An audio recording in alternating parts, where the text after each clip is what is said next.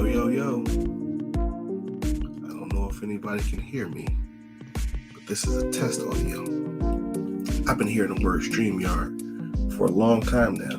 Never exactly knew what it was, but did a little Googling, and I realized, oh, this is a whole thing. Because I would always see these faceless YouTube videos where it would just be like a avatar in the background and audio. And I was like, how can I do that?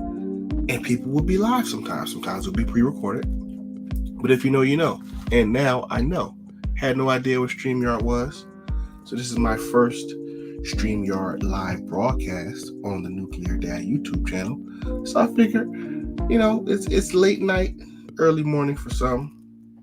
And I was exhausted. I've been exhausted, man. I had a car accident back in January. And I've been out of work for 6 months. So this is the end of my second week back. I'm getting acclimated. And man, I'm exhausted. My body is not used to doing the work anymore. My sleep schedule is totally off. Has been for like the last 4 months.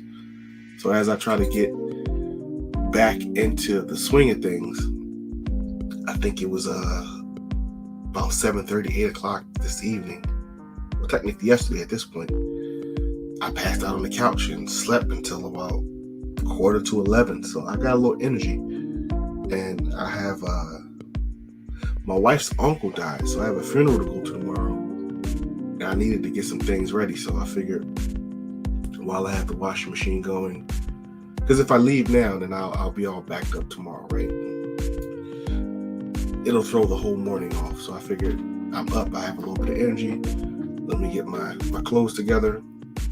And while I'm doing that, let me check out this StreamYard thing. I've been taking some online trainings, and I thought about doing that, but I figured I don't want to do that. I've been kind of going hard with online training since my accident because I had all of this time off. So I figured I'd take a little break from that and come down into the danger room and figure out this StreamYard thing, because I want to go live more on YouTube, but I don't always want to show my face. And I thought that was an internal component of YouTube's where you can go live and people don't have to see you. Because my space, my creative space, is not the cleanest. And I've been on this internet thing long enough that I know if there's any small discrepancy in aesthetics, people will tear you up.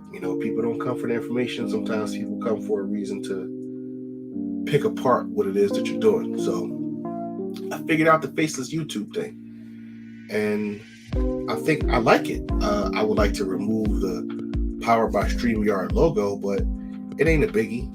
I just don't like that duck in the corner. But it's all good. I'm working on a lot of things. I'm working on a new Nuclear Dad logo. I'm working on a couple of books, a couple of journals. I want fathers to have resources, because honestly, I'm not going to say it's not a lot. It just does not get the press and the prestige and the push that it deserves. So that's where I come in. I want to be able to uplift fathers. I want to be able to uplift husbands. I want men to have a safe space to go to where, it's not all I hate my wife jokes. My life is terrible. Yeah, as men, we get a little overwhelmed by things.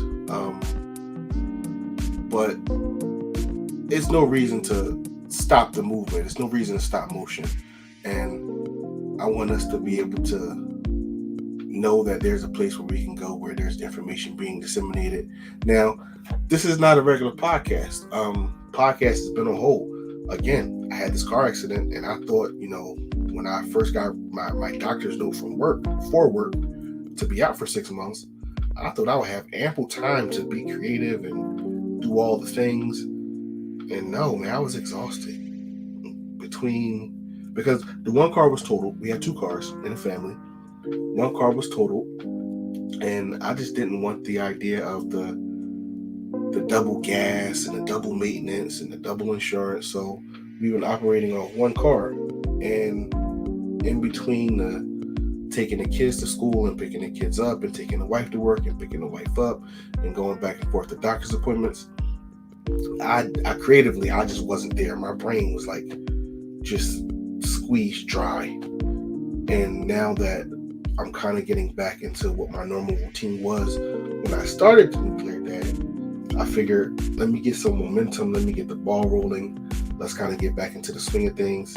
So these lives are going to be separate from the actual podcast. I guess this will be a YouTube podcast, and my actual podcast will go on my podcast platform, which will also be on thenucleardad.com, and I'll still push that audio to YouTube. I just got to get back to a regularly scheduled program so I can become fully operational in the next few weeks.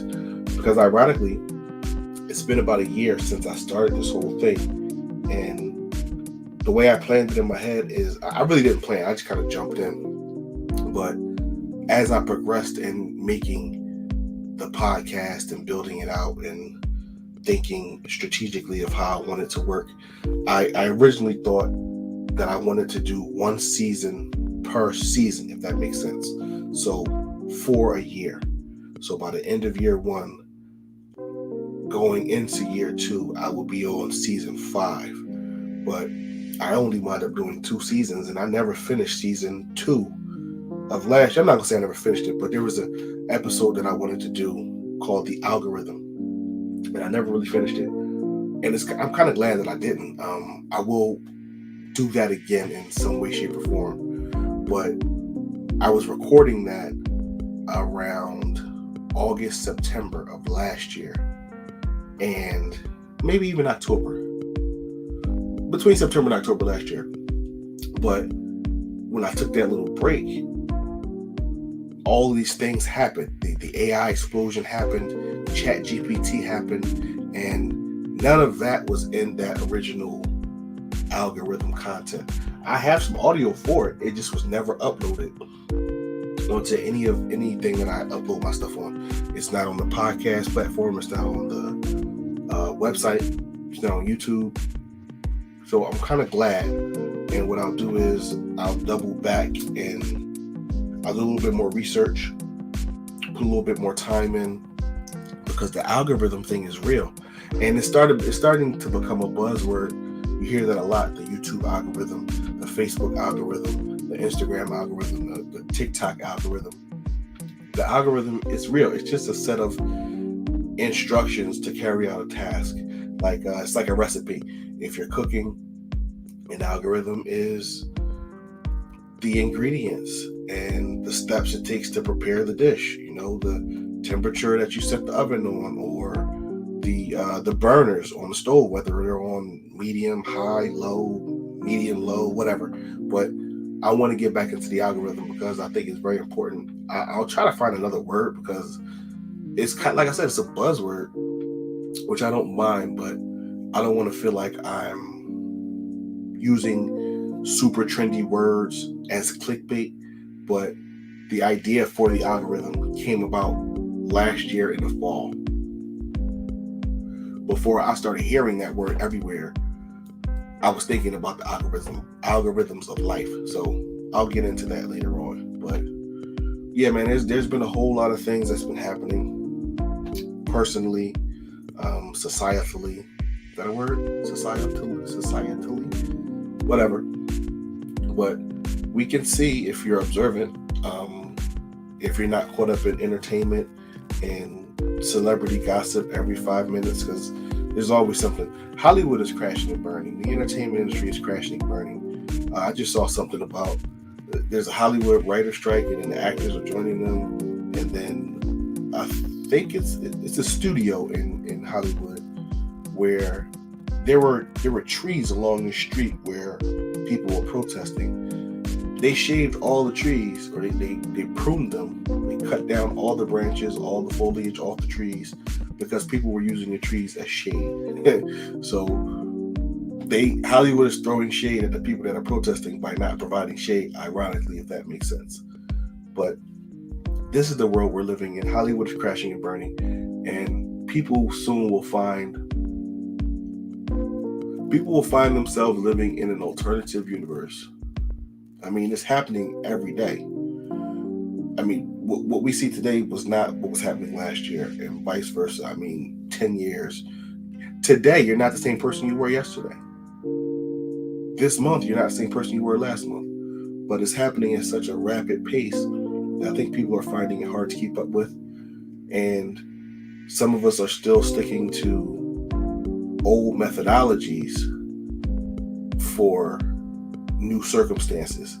And I think people are gonna find themselves in an awkward predicament because you have to adapt. You have to be pliable. You have to be able to change with the moments, with the motion of the current of how things are happening in whatever situation you're in. And I want to stick to, like, part of me is very drawn to current events. I don't know how old some of you guys are. From what I've seen statistically, majority of my listenership is over 30 years old. I get some 24 to 35, but majority of people are in my generation. I'm almost 40, so even some of my listeners are younger than me, which is cool. But if you remember how things were back in the day, for homework, we had to do current events. And my father watched the news, he listened to the news on the radio, and he always told me, you have to know what's going on in the world around you. So part of me is really drawn to current events. And while I like to touch on some of them, I don't want to be another one of those people who use the current events strictly for attention gathering purposes. If anything, I like to use current events to prove a point in why the nuclear family is important, why some of those old ideologies are going to serve us moving forward in the future. An example, I don't know if you heard about this Keke Palmer thing. I'll touch on it briefly.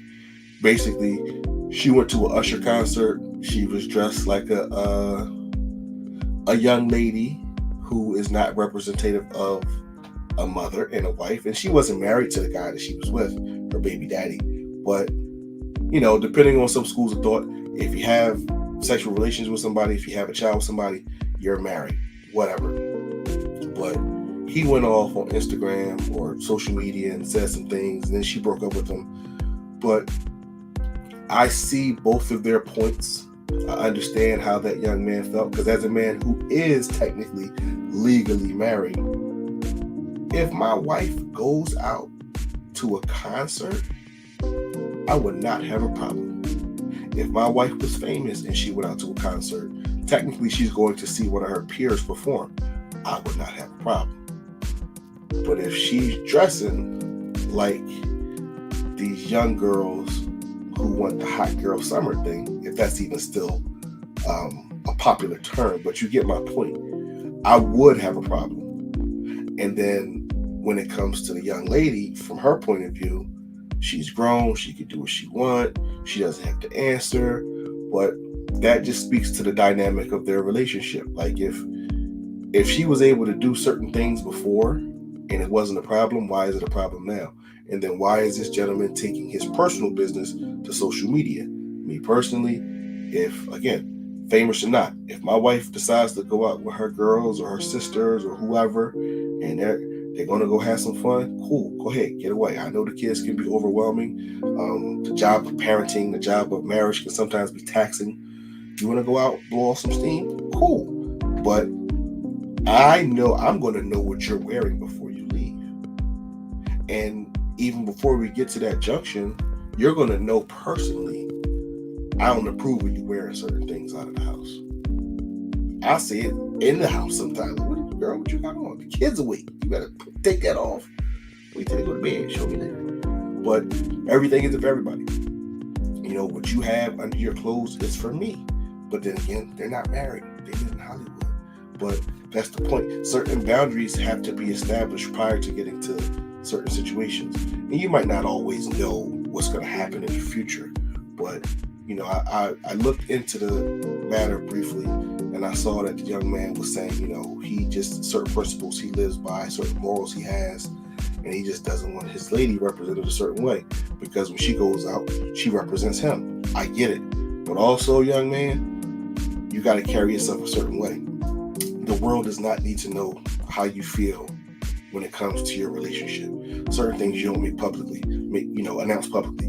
But I tell you this, if it were me, I would be looking at those pictures that were posted, and when she got home, I may not even be up. I might be asleep, because sometimes it's better to not say anything in the moment, because you can't take back certain things. Once you say it, it's out there. You got to pick your battles, and it's not what you say, it's how you say it. And from the looks of things, I'm pretty sure she was the breadwinner. Like, I don't even know what this guy does, but she seems to be the breadwinner. I mean, she was in Aquila and the Bee, which I loved back in the day. And I always saw her in my mind as kind of a representation of what that old feeling was when it came to women. But again, she's also only 29, 30 years old. So she's still young, which no shade against young people. But I was telling my wife this. The new moms, the new grandmoms, they don't represent what we see in our head as the archetype mom and grandma. That's just not a thing anymore. Like, when you think, what I think, I'm not going to say you, what I think, whoever this one watcher is, I appreciate you, whoever you are. But when I think grandma, I think, a lady with a house dress on, something good on the stove. Maybe she's baking some cookies or a peach cobbler or something. But my family roots are Southern, so when I think about mom, I think about food. I think about nurturing. I don't think about skimpy clothes and going out painting the town red. When I think about mom, I don't think about that. When I think about grandma, I don't think about that. When I think about auntie, maybe, because everybody's got a wild aunt and a wild uncle. But when I think about cousins or family friends or the neighbor lady down the street, yeah, but times are changing. And I can't say that we need to hold on to everything from the past, but the past is what made us who we are. And now that we are living in this forward-facing reality, a lot of those old things are being thrown out. Like, it's a changing of the guard, which is cool, no shade, but the family structure, the male-female relationship dynamic is being warped by what we think is cool, because we look at these movies, we look at these entertainers, we look at the music videos, and it's painting a false reality.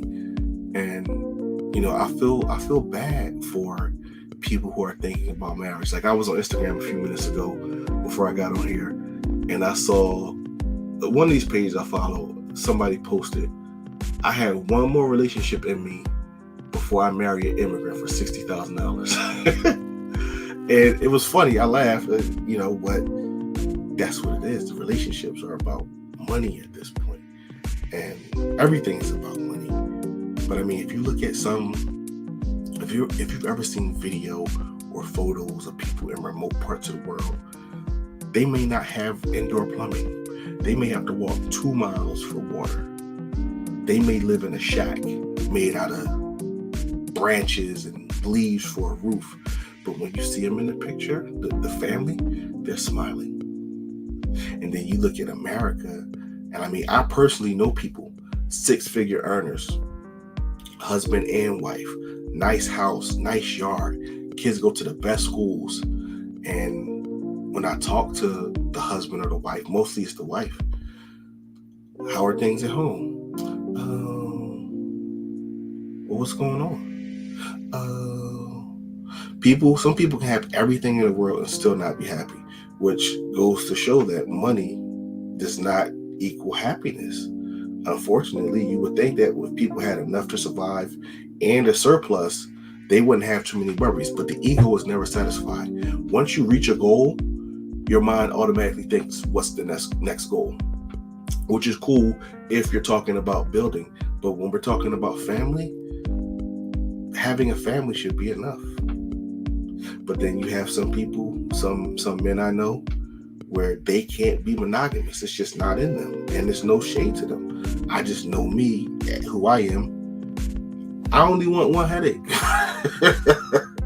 I love my wife to death. I don't want 2 of them. I'm happy with the one. I'm happy with my kids. Would I like more kids? I think about it sometimes. More kids would be cool. But then I think about the two that I have. Oh, man. They keep me on my toes. But, it's a catch-22. I love the idea of a big family. But seeing as how I've never had a big family, like, I only have my 2 kids, I don't have the personal reference point of what it's like to have 4, 5, 6 kids. So I could have 6 kids and be like, oh, remember when we had 2? It was so quiet. It's not quiet. These boys are loud. They're rambunctious. They run through the house. I mean, literally, my oldest son does not know how to walk. I don't think that word is in his vocabulary. Biologically, he is not able to walk. He just runs everywhere. They talk loud. They fight all the time. And I love it. One day they're going to get older. They're going to calm down. And I'm going to miss the days of when they would jump on my neck and tackle me. And I got to tell them 20 times, let's get ready for bed. But, that's part of my happiness. I'm happy just having a family. Now, I'm at the point where I want more. Not more family, more for my family. We're living, we're surviving, we have what we need, all of our needs are met. We're not begging and borrowing from anybody, but I want more. I want to do certain things. I want to have certain things. I want to have things set up for them for when they get older. Hey, that file downstairs in the basement, that file in my office, or the file that my lawyer has, when you turn 18, this is what it is. When you turn 25, this is what it is. So for me, with the ego not being satisfied, I'm not satisfied right now with what I have set up for my children. And I'm working on it. But what I see in the world, what I see in society, especially being a man of color, right? I'm an African-American, black man, melanated, Asiatic, whatever you want to call it. I'm a brother. And what I see, I can't speak for any other demographics. I don't know what it's like to be Caucasian. I don't know what it's like to be Latino, Hispanic, Asian, nothing. I don't know anything but black. This is what I know. So I can't speak on behalf of what these other communities have, but I know what I've seen. And when I compare what I've seen to what I know and what I see in my own community, we're lacking. We're way, way, way behind. And not all of us. I follow some people. I know some people personally that are of my demographic that come from where I come from. Literally, I've met older guys who grew up in the same neighborhood as me, who went to the same schools as me, a little bit older than me, some a little bit younger, some my age, doing very well for themselves. Some are married, some are not, some have kids, some don't. But when I talk about this family thing, when I talk about relationships between men and women, particularly the black men and the black man and the black woman, it's sometimes a sad sight to see. Sometimes it breaks my heart because at one point, all we had was us. At one point. And when we realize that all we have is us, maybe things will change. But for right now, we're disillusioned because we get to go certain places. We get to enter certain establishments, and we have the financial resources to buy from certain retailers and certain people who 150 years ago wouldn't care how much money we had, would want nothing to do with us. But I tell you what, when we were faced against those obstacles, when the hate is right in your face, you realize the person sitting next to you is all you have. Your allies are in your family. But Kanye West said it best. They made us hate ourselves and love their wealth. That's why Shorty hollering where the ballers at. A drug dealer buy Jordans, crackhead buy crack, and a white man get paid off for all of that. Not trying to sound racist, trying to be a realist. It is what it is. You can look out into the world, you can look on television and see it as clear as day. The division between families is terrible. Now, I've talked to people from other races. Some of them have it just as bad. I know some people who I've talked to some people who are under 30 or under 40, multiple kids, same man, maybe multiple baby mamas, baby daddies. Like when you get married, I don't know. It's not that big a deal. So you did everything but the one thing. Like for me, marriage is like a period at the end of a sentence, right? Like I meet people and they're like, "Oh, it didn't feel any different. We've been together so long. We got married, it didn't feel different." Really? Because for me, it absolutely did. The night I married my wife, the day I married my wife, that night I laid down and I went to sleep, and it felt different. We went to a little bed and breakfast because financially, honeymoon was not an option to go away for a couple of weeks, but we did do a bed and breakfast that night. And she was surprised. She didn't know anything about it because financially we didn't have it, but I made some things happen. I had a little bit set aside, and it absolutely felt different that night. So when people say they get married and it doesn't feel the same, it does. Maybe you're just not reaching down far enough in your gut or wherever stores your feelings, but it's a difference. And it's a decision that I would make again and again, a million times, because she is the love of my life. My children are the love of my life. My family is the love of my life. And if every man operated in that, we would have a lot less issues in the world. Now, you can be unhappily married, and I don't mean that you're unhappy with the marriage. I mean, you can be unhappy and still be married. Because everything is not going to be a bed of roses. Everything is not peaches and cream. Every day is not going to be, oh, what a wonderful morning. I love you. You're so beautiful. Sometimes like, yo, your breath stank. And what you said yesterday, I'm still pissed off about it. That's a reality. But that's part of the fun. That's part of the challenge. You don't got to be happy with people all the time. But the fact of the matter is, if you made a commitment, you need to stick through it. And before you make the commitment, you need to weigh the options and think about, okay, I'm about to jump into this thing and it's going to be for life. Or are you going to be one of those people that when it gets hard, you run away? I don't know. To each his own. I know to me, I ain't never ran from nothing in my life. I'm cool with facing challenges. May not like facing challenges, but where I'm going to run to? I ain't had no big brothers. My dad was at work. So growing up, when something happened, I couldn't run from it. And I'm still that way. If something happens, I don't run. Outcome may not be favorable. I may not like the outcome, but I'm still going to face it like a man. And that's, when it comes to having a family, when it comes to being married, that's what we as men have to do. We got to face this thing like men. And yeah, wives, women, they're going to get on our nerves. And women, we're going to get on your nerves. That's part of the fun. But if you made that commitment, if you laid down with somebody, you had a child, and it doesn't work out, I'm sorry. It doesn't always work out. But I made a point when I was younger. I'm not having kids with somebody that I don't plan on marrying. It just is what it is. I was very conscious of who I dealt with sexually when I was a young man. And, I turned down more than I got because I understand that when I love hard. And anything could happen, especially when there's a lot of passion involved. I heard a saying a long time ago. When you play around with sexuality, the joke is on the offspring. I'll say it twice. When you play around with sexuality, the joke is on the offspring. And I know sometimes growing up, especially in this culture, urban culture, black culture, hood culture, city culture, it's all about getting some. But even when I was 25 talking to guys that were 19, 20, and they were talking about, the girls that they've been with, blah, blah, blah. I said, listen, bro, condoms break.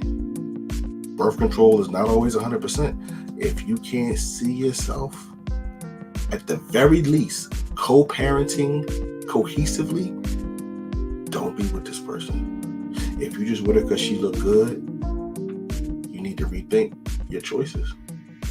But we're not taught that. Some cultures, the young women from childhood are groomed to be wives and mothers. You see 6-year-old girls helping out mom in the kitchen, learning how to fold laundry.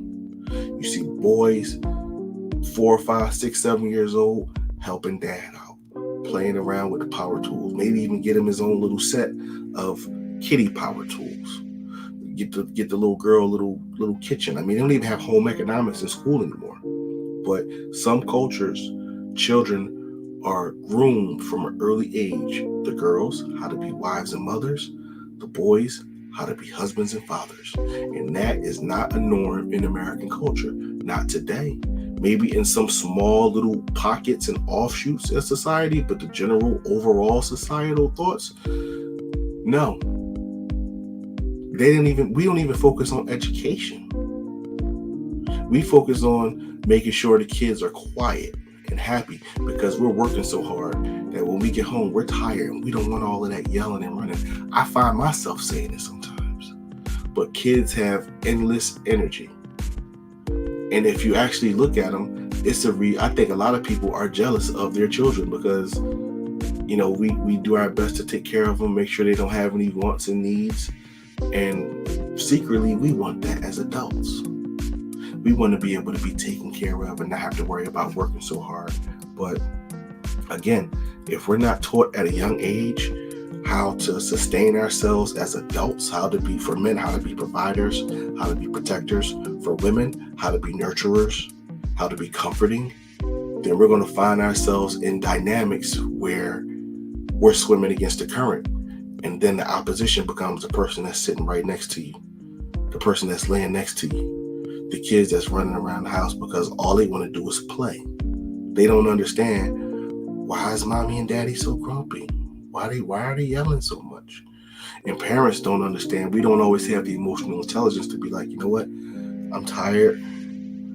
But the kids can't see me be upset with them for being kids. We don't always have that emotional intelligence in the moment. Because maybe it was a stressful day at work. Maybe you're behind on bills. But I tell you this, I tell my wife all the time, it always works out. In my life, when something bad has happened, it's always happened in the best way possible. Example, I'm in a car accident 6 months ago, almost to the day. Now, anything could happen with car accidents. You could lose your life, you could lose a limb, anything could happen. My kids were in the car with me. This person made an illegal turn. I saw them, I thought they were just poking their nose out to prep for a turn. I didn't know they were going to actually turn into oncoming traffic. I slammed on the brakes. I realized I cannot avoid a collision, but I can avoid a head-on collision. So I cut my wheel as hard as I could away from the car. She still hit me. I hit a curb, car went airborne. I landed in the parking lot of a firehouse. Now the firehouse has the feed from the traffic cameras. So something bad happened, but it happened in the best way possible.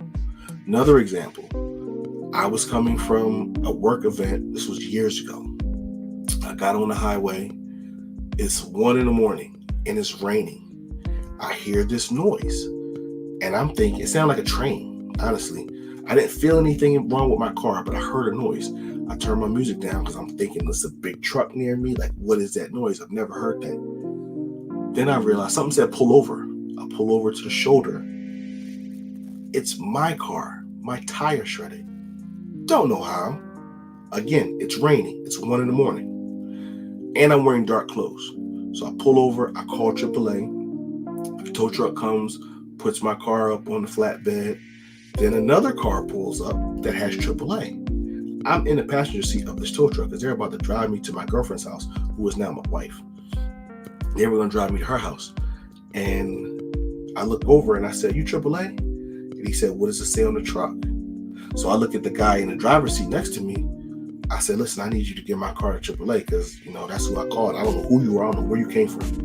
And the guy said, "Oh, I just heard it on the scanner. And, I got here first come, first serve." I said, "Yeah, but I'm with AAA. I need you to give my car to him." He did it. He's like, "What about my time?" I had made a lot of tips that day. So I gave him like $20. It was like, "Look, this is for your time. Thanks for coming out. Just give him my car." He released it, no problem. And there was tension between the two gentlemen. And when I got in the car with AAA, I said, "I thought he was AAA." He said, "How'd you get him give me the car?" I said, "I just asked him." He said, "And he did it?" I said, "Yeah, I gave him $20, but yeah, he did it." said that never happens. I didn't know that there was a war between AAA drivers and wreck chasers, because the guy who drove me home, his name was Anthony. I'll never forget him. He said, we've almost had shootouts with these guys.